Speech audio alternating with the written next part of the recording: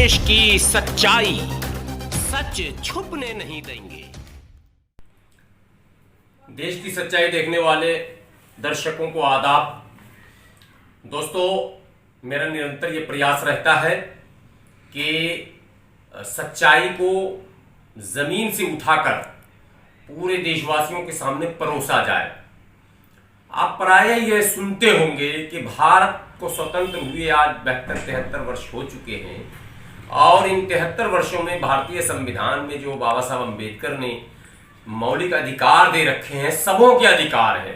पूरे कोई वर्ग भारत का ऐसा नहीं है, चाहे वो किसी धर्म को मानता हो या किसी जाति से उसका संबंध हो, उसको एक मौलिक अधिकार दिए गए हैं। उसके जीने का अधिकार है, उसकी मान्यताओं पर चलने का अधिकार है। वो चाहे किसी वो उपासना पद्धति उसकी कुछ भी हो, उसका रहने खाने पीने का पहनने का तरीका कुछ भी हो, उसको पूरी तरह से भारतीय संविधान ने स्वतंत्र करके रखा है, किसी का गुलाम नहीं बनाया। गुलामी से आजादी की लड़ाई में जो एक लंबी लड़ाई चली थी, जिसमें मैंने लाखों लोगों ने बलिदान किया, उसके बाद लड़ाई उस लड़के जीतने के बाद यही सबसे बड़ा उपहार था कि हमको एक संविधान के रूप में एक चीज मिला जो बड़ा हथियार था। लेकिन दुर्भाग्य से मनुवादी व्यवस्था के शिकार इस भारतीय व्यवस्था में संविधान पर कम और स्मृति पर ज्यादा अमल हो रहा है।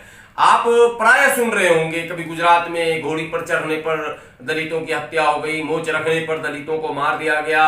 अभी कानपुर देहात से निरंतर 3-4 खबरें छनकर आई। एक शादी के मंडप से दलित युवती को उठाकर ले गए।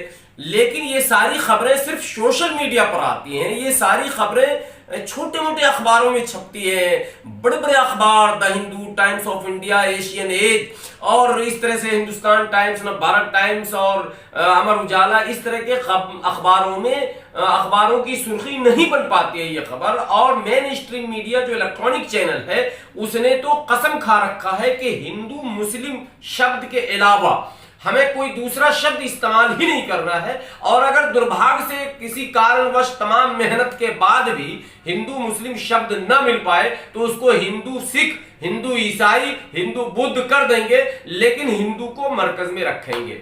लेकिन दोस्तों, एक बात आपको बताऊं कि कई घटनाएं आपने देखा होगा। पालघर की घटना, आसमान सर पर उठा लिया गया था।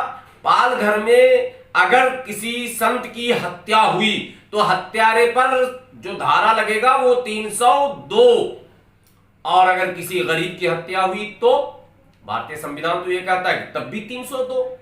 तो आप जो आसमान सर पर उठाते हैं वो केवल व्यक्ति विशेष पर क्यों उठाते हैं?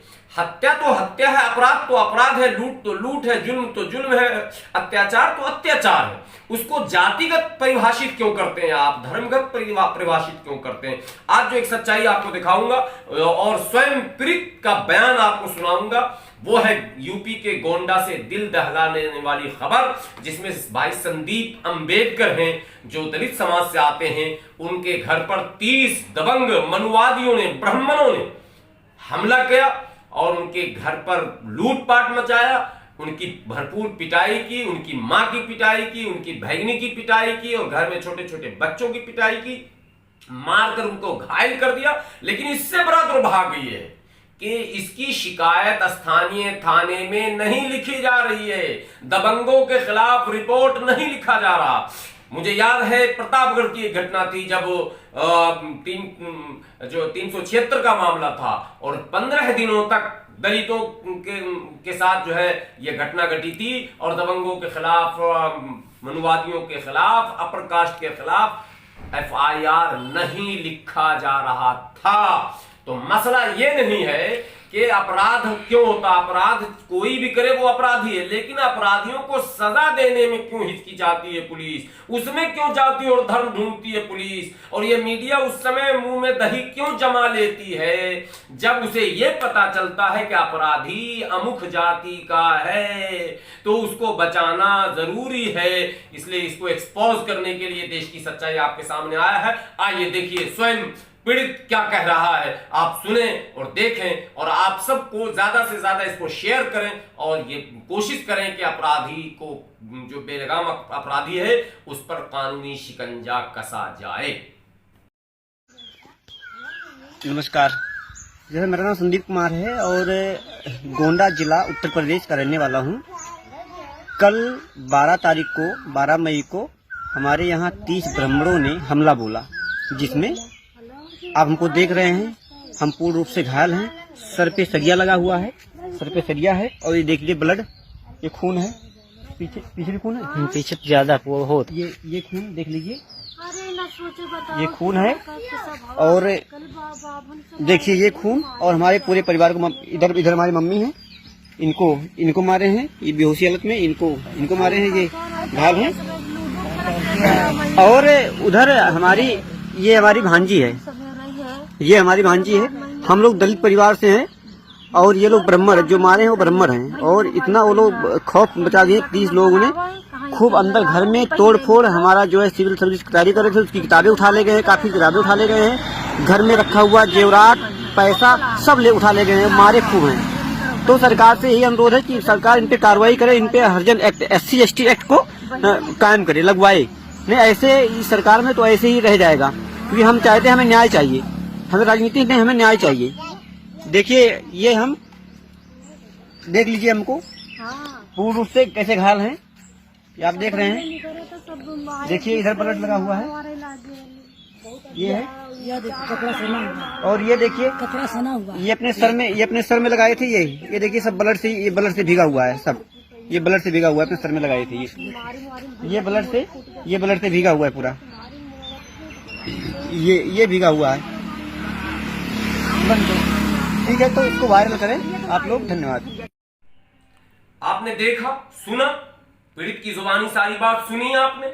आखिर ये घटनाएं निरंतर बढ़ क्यों रही है? असल तो चिंता का विषय ये है कि इस तरह की घटनाएं निरंतर बढ़ रही हैं। बिहार के कई जिले से निरंतर इस तरह की सूचना, उत्तर प्रदेश के कई जिले से निरंतर सूचना, गुजरात से सूचना, मध्य प्रदेश से सूचना, मध्य प्रदेश के शिवपुरी के भी हाल फिलहाल की घटना है। तो ये तमाम घटनाएं निरंतर बढ़ क्यों रही हैं? यही तो चिंता का विषय है। इस पर काबू पाने के लिए सबसे बड़ी जरूरत है कि बहुजन कंसेप्ट को पूरी तरह से मुत्तहिद किया जाए। ये जो बहुजन है ये अपने आप में एक बहुत बड़ी ताकत है, लेकिन इसको जो पूरी तरह से पॉलिटिकल, सोशल टुकड़े टुकड़े में बांट दिया गया, जो मनुवादियों का ये प्रयास जो सफल प्रयास रहा, यही कारण है कि वो आज जुल्म करने में सफल, वो अत्याचार करने में सफल और वो कानून के शिकंजे से बचने में सफल। तो जितनी जिम्मेदारी सरकार की होती है उससे ज्यादा बड़ी जिम्मेदारी है बहुजन मूवमेंट से जुड़े साथियों की। और जो लोग अंबेडकरवादी हैं, संविधानवादी हैं, भारतीय लोकतंत्र पर अटूट आस्था रखते हैं और वो कहते हैं कि मैं मिशनरी हूं और अंबेडकरवादी हूं, उनका कर्तव्य बनता है कि वो गोलबंद हो जाएं। अब समय नहीं है, वरना ऐसे ही टुकड़े टुकड़े में बांट कर आपके ऊपर आपके तमाम टुकड़ों को धीरे धीरे निगल लिया जाएगा और फिर कोई बचाने वाला नहीं मिलेगा। समय रहते जरूरत इस बात की है कि तमाम लोग यूनाइट हों और संवैधानिक व्यवस्था को पुनर्जीवित करने, मजबूत करने और उसको अक्षरशः लागू कराने के लिए पूरी ताकत का इस्तेमाल करें और सरकार को बाध्य करें कि वो मनमाना नहीं करे बल्कि संविधान संगत कार्रवाई करे।